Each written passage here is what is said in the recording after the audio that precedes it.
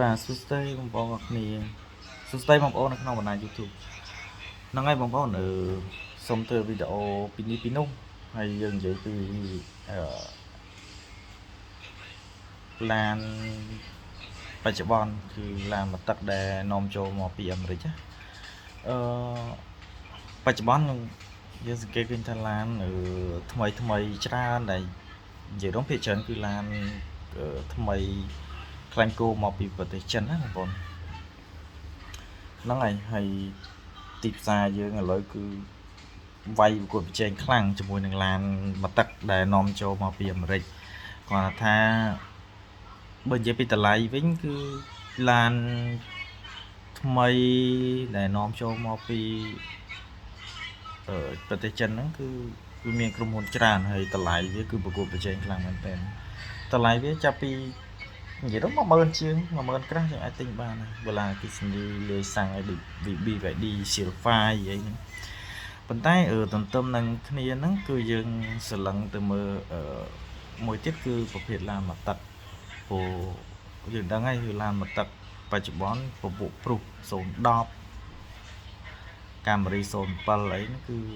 ទីផ្សារវាគឺនៅតែមានហើយការប្រើប្រាស់គឺច្រើនគាត់ថានិយាយទៅជាក់ស្ដែងគឺយើងអាចបែងចែកបានដឹងបែងចែកឲ្យដាច់ថាមួយណាល្អជាងមួយណាទេវាធាតុពិតគឺវាអាស្រ័យទៅលើតម្រូវការហើយនឹងតម្រូវការរបស់បងប្អូនក៏ដូចគ្នាទាក់ទងនឹងការបារម្ភការព្រួយបារម្ភអីផ្សេងពីព្រោះយើងដឹងហើយឡានមកទឹកមកពីអាមេរិកយើងធ្លាប់ដឹងធ្លាប់ប្រើច្រើនអញ្ចឹងតកតងនឹងនិយាយរួមពីឆ្នាំច្រើនដែរប៉ុន្តែត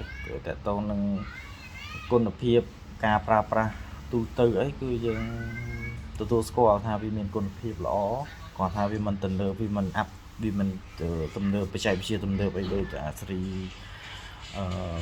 ក្រោយដែលនាំចូលមកដែលពហុដូចពួកឡាន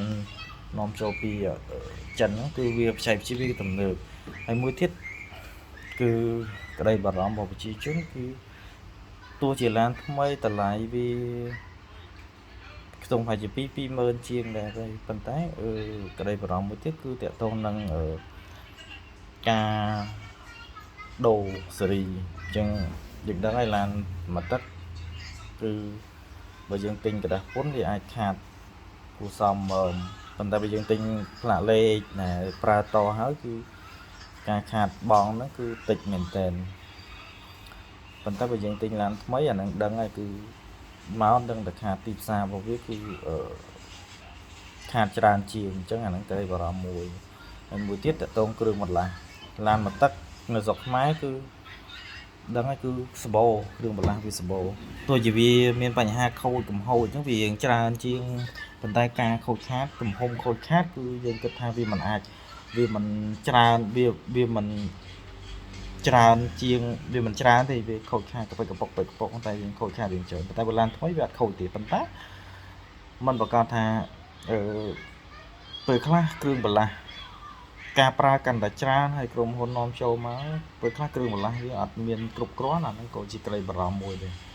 ហើយមួយទៀតតកតងនឹងបញ្ហាគ្រោះថ្នាក់ផ្សេងពេលដែលដូរគ្រឿងបន្លាស់អីសួរថាយើងរងចាំអត់បើអត់រងចាំទេ